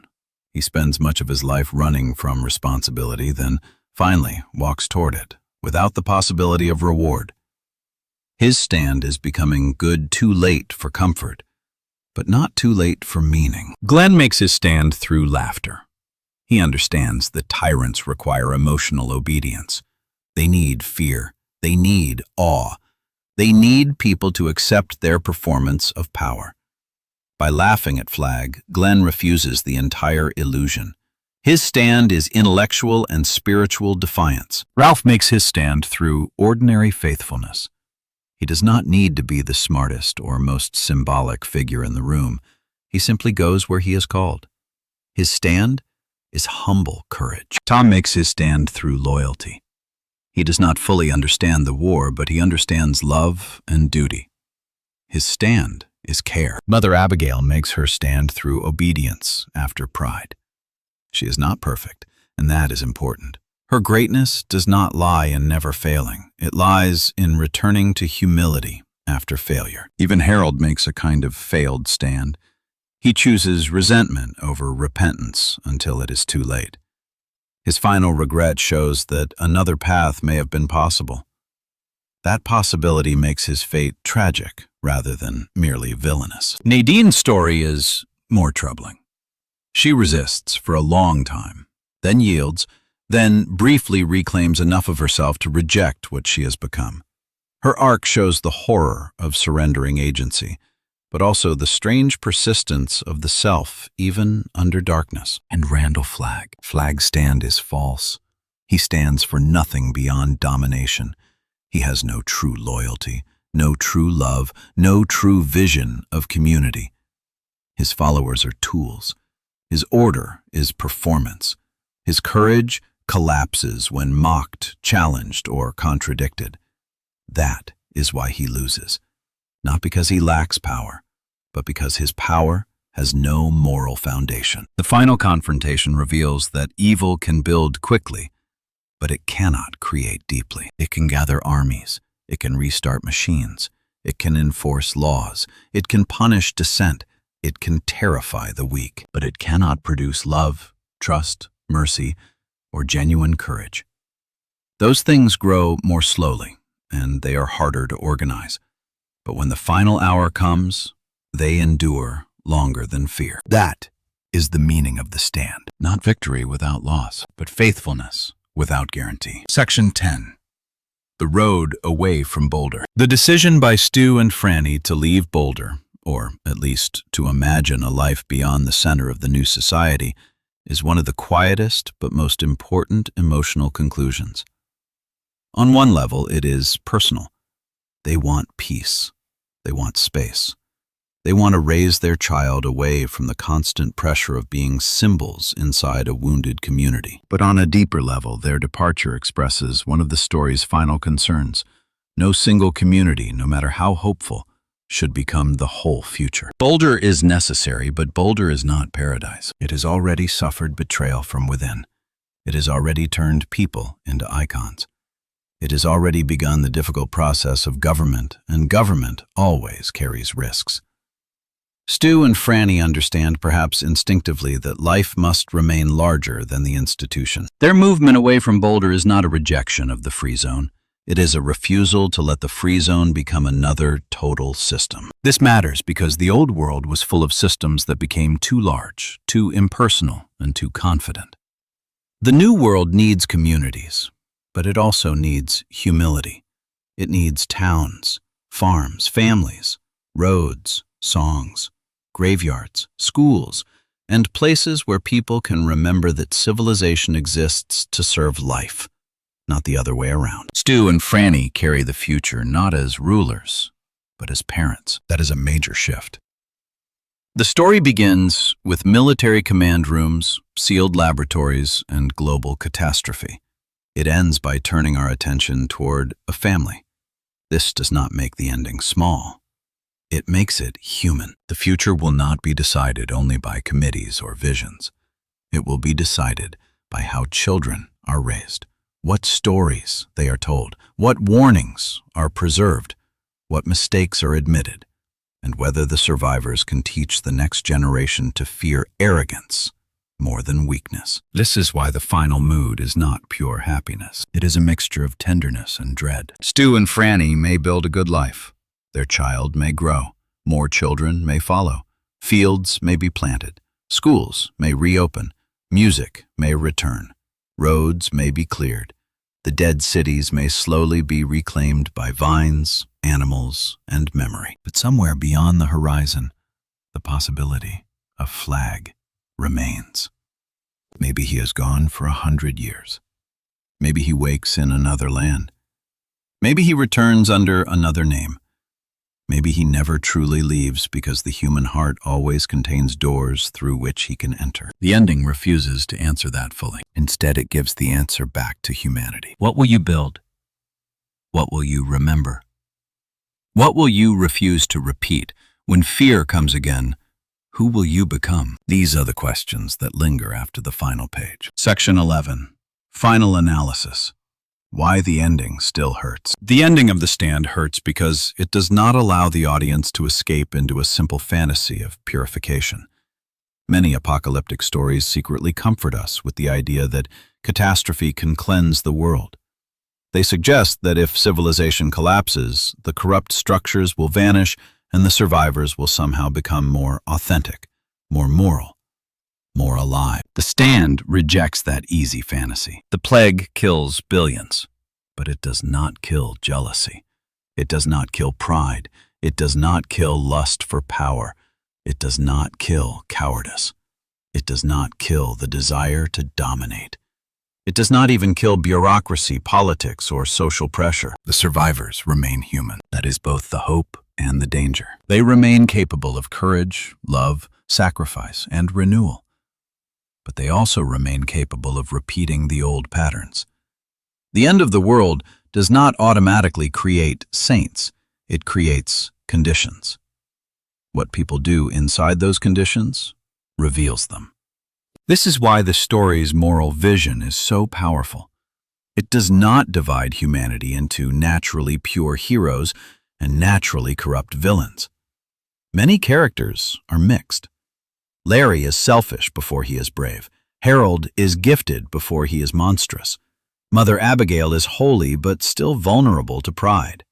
Nadine resists and then surrenders. Lloyd is terrible but also pathetic in his dependency.